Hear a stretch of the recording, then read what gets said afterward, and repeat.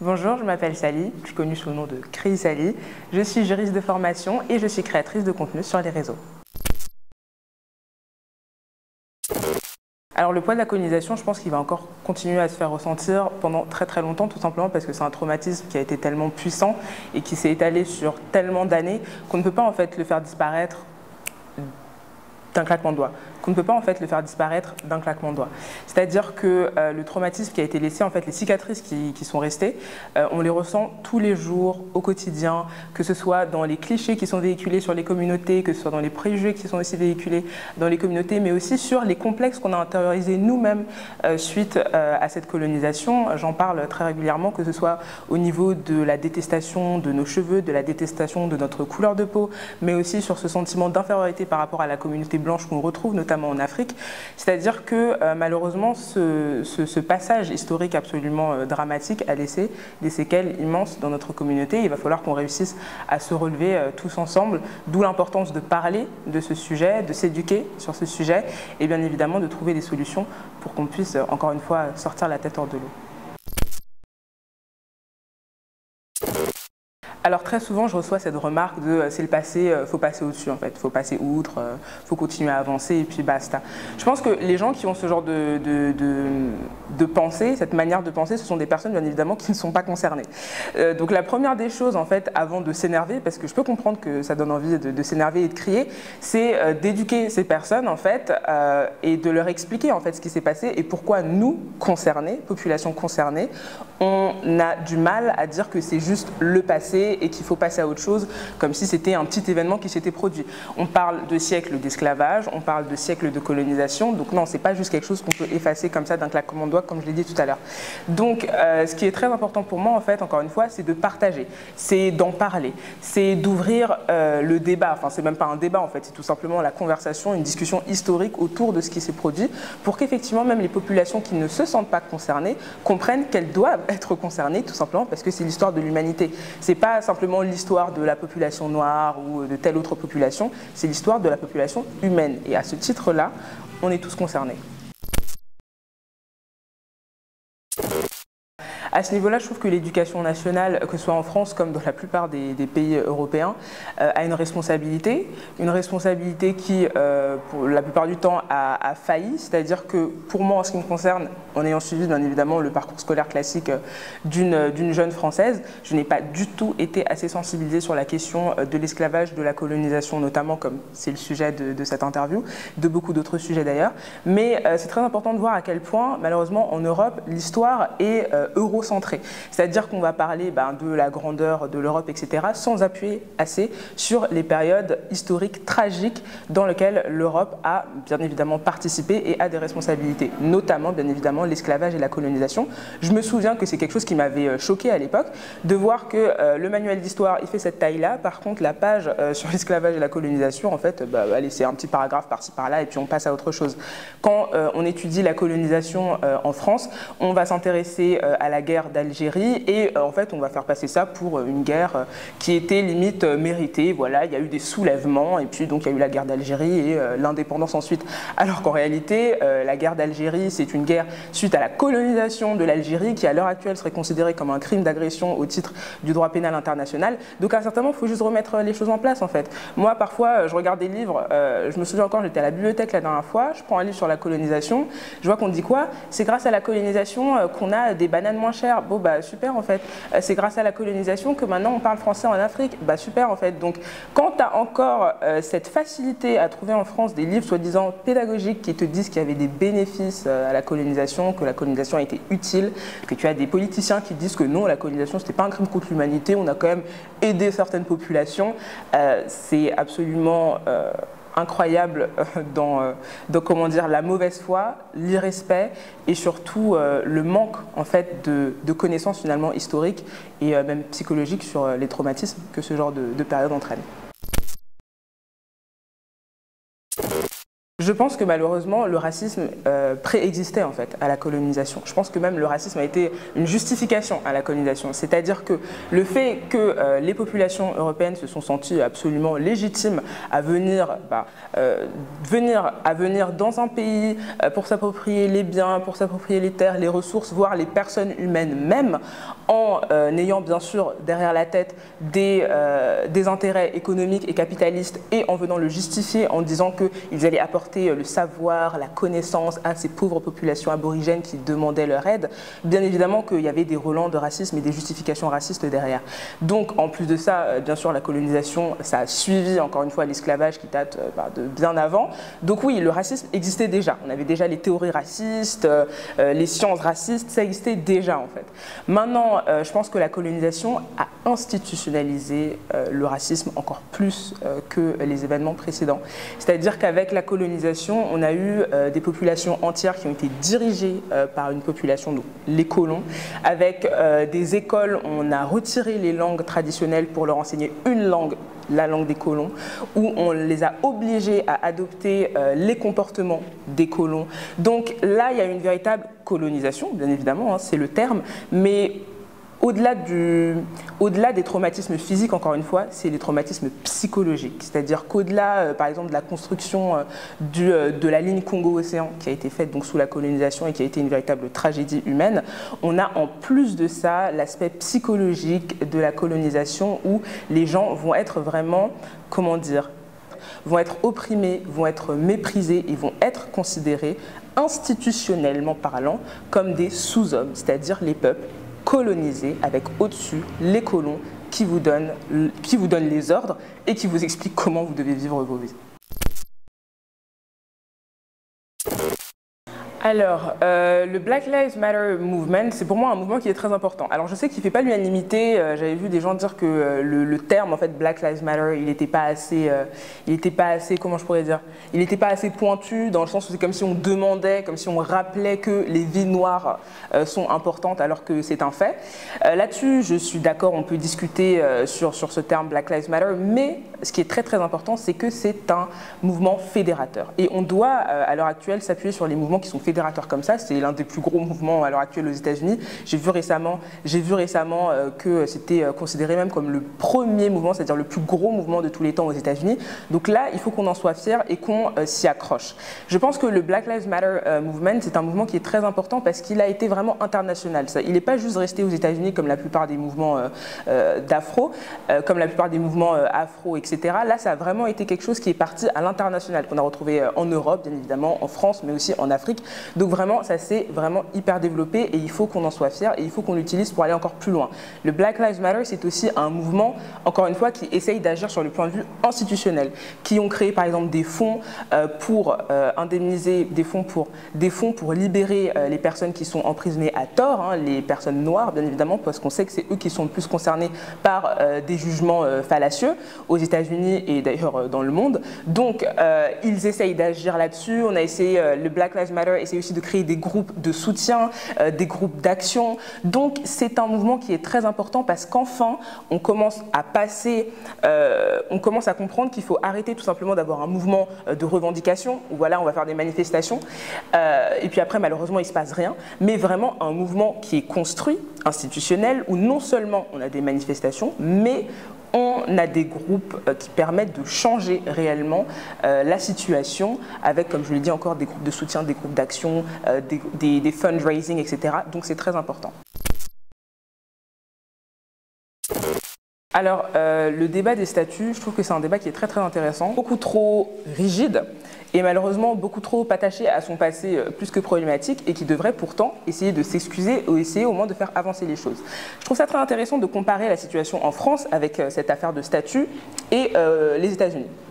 Aux États-Unis, même avant le Black Lives Matter Movement, il y a eu toute une polémique autour des statuts de Marion Sims. Il y a eu toute une polémique autour de Monsieur Marion Sims. Donc c'était un gynécologue qui était très connu aux États-Unis, c'était un des précurseurs dans la gynécologie. Le problème, c'est tout simplement que tous ces essais cliniques, il les réalisait sur des femmes esclaves noires. À partir de ce moment-là, les statuts ont été déboulonnés, c'était il y a même pas 2-3 ans, aux États-Unis. Tout simplement parce qu'on s'en est rendu compte compte, et c'est normal de déboulonner les statuts de ce monsieur. Qu'on en parle dans les livres de gynécologie et dire que c'est grâce à lui qu'on a trouvé tel objet, qu'on a découvert telle technique, c'est un fait. Mais commencer à faire des statuts de cet homme, à mettre en avant cet homme comme si c'est un super-héros, ça on ne peut pas quand on sait ce qui s'est passé derrière et comment est-ce qu'il a réussi à découvrir ces techniques de gynécologie. Il y a des statuts de Christophe Colomb qui ont été aussi déboulonnés aux États-Unis, tout simplement parce que effectivement l'histoire commence à nous faire comprendre que Christophe Colomb, en fait, certes, il a peut-être découvert les Amériques, mais derrière, il est à l'origine d'un des plus gros génocides qui a jamais existé sur Terre. Donc, encore une fois, c'est normal, en fait, tout simplement qu'on ne mette pas ces gens en position de héros, malgré tout ce qu'ils ont pu apporter à l'histoire ou que sais-je. Et en France, le débat est tellement compliqué, par exemple, sur les statuts de Colbert, qui est quand même la personne qui a mis en place le code noir, c'est-à-dire le code où on faisait comprendre qu'il y avait des esclaves et les maîtres esclaves. Et pourtant, quand on parle de déboulonner les statuts de Colbert, M. Macron nous dit que non, c'est hors de question de déboulonner les statuts. C'est-à-dire qu'il n'y a même pas une volonté de créer un dialogue, de s'asseoir encore une fois à la table avec les populations concernées et voir pourquoi et comment est-ce qu'on pourrait avancer sur ce sujet-là. Il y a eu les statuts de Victor Schœlcher qui ont été donc détruites aux Antilles et là encore une fois, personne n'a cherché à comprendre pourquoi. Tout de suite, oui, c'est des vandales, on vandalise les statuts, etc. Mais est-ce qu'on s'est intéressé à l'histoire de Victor Schœlcher derrière? Est-ce qu'on s'est intéressé à la rage qui était présente aux Antilles et pourquoi ces statues ont été détruites? Non. Et c'est donc bien ça le problème en fait. C'est-à-dire que même à Bristol, il y a les statues d'Edward Colston qui ont été déboulonnées parce que c'était un ancien maître esclavagiste. Il n'y a pas eu de dialogue, enfin, il n'y a pas eu de polémique à ce sujet-là. C'est-à-dire qu'à un certain moment, l'histoire est là, les faits sont là et on agit en fait. Donc je ne comprends pas pourquoi en France, il y a cette volonté, soit de ne pas assumer ses responsabilités, soit de vouloir camoufler ses erreurs, soit tout simplement d'avoir finalement toujours dans leur esprit ces relents tout simplement d'esprit colonial, d'esprit colonialiste, c'est-à-dire que oui, la colonisation c'était pas si grave, l'esclavage c'était pas si grave, et puis taisez-vous et on avance. Et ça c'est un problème. Je pense que ça va être très compliqué parce que, qu'on le veuille ou non, dans la sphère politique, pour réussir, pour gravir les échelons et même de manière générale pour avoir un petit peu l'approbation du peuple français, il faut avoir ce côté un petit peu nationaliste quand même, c'est-à-dire que voilà, c'est la France, c'est notre passé, on doit en être fier, nation bleu, blanc, rouge, bon d'accord. Moi ce que je veux dire c'est que une nation qui reconnaît ses erreurs, une nation qui reconnaît ses erreurs est une nation qui en ressort encore plus grandie. Une nation qui apprend de ses erreurs est une nation qui en ressort encore plus forte. Et c'est pour ça que le message que je veux faire passer, c'est que à vouloir faire taire certaines communautés, à vouloir faire taire la souffrance de certaines communautés qui sont et qui font partie intégrante de la population française, on arrivera malheureusement uniquement à des véritables discordes, à des véritables tensions et à un mal-être profond au sein de la société française. Donc moi je pense qu'effectivement il y a, comme je le dis toujours, le premier problème c'est l'éducation, donc c'est éduquer à ces sujets-là, faire comprendre que non, c'est pas juste le passé et on devrait passer à autre chose et laisser des statuts de maîtres esclavagistes tranquillement dans nos rues, non. Et c'est aussi bien évidemment au sommet de l'État, parce qu'on sait que c'est eux qui donnent la donne, hein, c'est eux les chefs d'orchestre de la société française, que eux-mêmes réalisent que quand bien même ils ont ce sentiment que ça ne les concerne pas, ouvrez la discussion. Intéressez-vous aux problèmes de la population française. Je suis désolée, je fais partie de la population française comme toutes les autres personnes qui font partie de la population française. Donc écoutez nos problèmes, écoutez nos ressentiments et essayons d'aller de l'avant. Et je trouve ça très intéressant parce que le studio dans lequel on tourne est placé rue Fatima Bédard. Fatima Bédard qui était une jeune fille qui a été victime de violences policières, qui a été noyée par la police. Et comme je le dis, c'est donc possible. C'est-à-dire qu'on a décidé de nommer une rue après le nom de cette jeune fille, de cette jeune victime. Donc pourquoi ne pourrait-on pas déboulonner les statuts d'anciens colons, d'anciens maîtres esclavagistes et au contraire mettre à l'honneur des rues, soit de victimes ou soit de personnes qui ont participé à l'émancipation de la population française, qui a participé à... qui a permis à la France de prendre ses responsabilités, d'assumer ses erreurs. Pourquoi est-ce que ce ne seraient pas ces personnes-là qu'on mettrait en avant et pas les autres ? Alors le sentiment de honte, c'est souvent le sentiment qu'on a quand on a commis quelque chose. Alors que là, les générations actuelles ne sont pas coupables de ce qui s'est passé, mais elles ont une part de responsabilité. Donc vous pouvez avoir honte si vous avez envie, je ne vais pas vous en empêcher, mais surtout sentez-vous responsable. C'est-à-dire que si dans les années à venir, rien n'a changé, vous serez responsable, tout comme nous serons tous d'ailleurs responsables. Nous devons éduquer, nous devons tous essayer de faire changer ces choses-là, de faire évoluer les mentalités, c'est ce que je dis toujours. C'est-à-dire que toi qui me regardes à la caméra et qui regarde cette interview, n'hésite pas à la partager, n'hésite pas voilà, à partager les mots. Désolée. Il faut arrêter de rire là. Non mais vous me déconcentrez grave. Non mais oh bon. N'hésitez pas à la partager tout simplement pour que d'autres personnes puissent apprendre et puissent comprendre tout simplement notre point de vue. Ne restez pas silencieux. Parlez-en autour de vous. Et encore une fois, c'est uniquement comme ça en fait qu'on va réussir à faire changer les choses. Mais faut-il encore que les gens aient envie de changer les choses et que ce soit pas tout simplement une volonté de surface, de faire semblant, parce que voilà, il y a eu le Black Lives Matter Movement, c'était limite un mouvement instagrammable. Donc là, il faut passer la vitesse supérieure en fait. C'est plus tout simplement vouloir faire l'activiste sur les réseaux, mais tout simplement comprendre que c'est une vraie lutte, une lutte qui continue au quotidien. George Floyd est mort, maintenant ça va presque faire un mois, ça va faire plus d'un mois. Un mois plus tard, est-ce que la situation a évolué? Oui, petit à petit on voit des évolutions, mais est-ce qu'elle a réellement, profondément, institutionnellement évolué? Non, et c'est à nous de continuer le combat pour qu'on puisse enfin réussir cet objectif. L'idée, c'est de se mobiliser en fait. Moi, ce que j'ai beaucoup aimé avec les manifestations que j'ai pu voir pour le BLM Movement à Paris, qui était aussi mené d'ailleurs par Assa Traoré et le comité Justice pour Adama, c'était de voir qu'il y avait beaucoup de blancs, beaucoup d'asiatiques, beaucoup d'arabes, beaucoup de noirs. Enfin, on était tous mélangés, c'était un véritable melting pot et ça faisait plaisir à voir. Ça faisait plaisir de voir que de plus en plus de personnes se sentent concernées à juste titre, parce qu'encore une fois, c'est pas juste une histoire d'être noir, c'est une histoire d'être humain et d'être discriminé et victime de comportements racistes parce qu'on est noir. Mais à ce niveau-là, on est tous concernés. Les noirs, les arabes, les asiatiques, les blancs, on est tous concernés en tant qu'être humain par ce qui est en train de se passer dans ce monde et surtout parce qu'il se passe dans ce monde depuis maintenant des siècles et des siècles. Et il est juste temps en fait que la roue s'arrête en fait. Donc le rôle effectivement des populations privilégiées, c'est de prendre part à l'action et c'est surtout de donner la parole aux personnes concernées. Je trouve ça hyper important de le dire. C'est-à-dire que moi, ce qui me dérange profondément, c'est quand je regarde la télé et que je vois qu'on fait des débats sur des thèmes qui nous concernent et qu'aucune personne noire n'est invitée sur le plateau. Si vous êtes vraiment dans cette volonté de vouloir faire changer les choses, eh bien, invitez des personnes concernées, écoutez-les. Moi, j'aimerais voir plus de Rokhaya Diallo à la télé. Malheureusement, quand Rokhaya Diallo est invitée, c'est souvent pour se moquer d'elle et la tourner en ridicule. Donc, encore une fois, si on veut faire changer les choses, ça commence par là. C'est-à-dire non seulement essayer de nous donner la parole, essayer en fait de... Comment est-ce que je pourrais dire? Essayer tout simplement d'utiliser le privilège, d'utiliser votre privilège pour tout simplement donner la parole, mettre en lumière en fait tout simplement.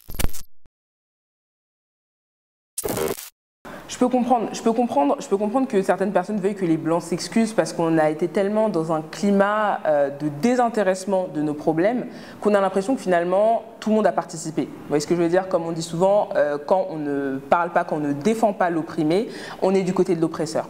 Donc bien évidemment, c'est pour ça, encore une fois, que beaucoup de personnes disent que les Blancs devraient avoir honte, que les Blancs devraient s'excuser, parce qu'il y a ce mécanisme-là qui se dit ils n'ont jamais essayé de nous défendre. Ils n'ont jamais essayé de faire changer les choses, donc quelque part, ils sont absolument responsables et on mérite leurs excuses. Maintenant, moi, en toute honnêteté, ce que j'attends, si des excuses doivent être faites, que ces excuses soient sincères. Encore une fois, que ce ne soient pas des excuses tout simplement de façade. Mais surtout, ce qu'on attend, c'est plus que des simples excuses ou plus qu'un sentiment de honte. Ce qu'on attend, c'est qu'il y ait des actions qui soient prises derrière et bien évidemment que nous serons les premières personnes, nous, populations concernées, à prendre des actions parce que c'est notre futur, c'est nos vies même directement qui sont en jeu, donc nous serons toujours les premières sur la ligne de front, mais effectivement c'est important pour nous de savoir, c'est important pour nous et même pas pour nous, c'est important tout simplement pour la suite en fait, que tout le monde prenne part à ces actions et que tout le monde se retrouve sur la ligne de front. Donc que tout le monde, ouais c'est ça, que tout le monde en fait se retrouve sur la ligne de front.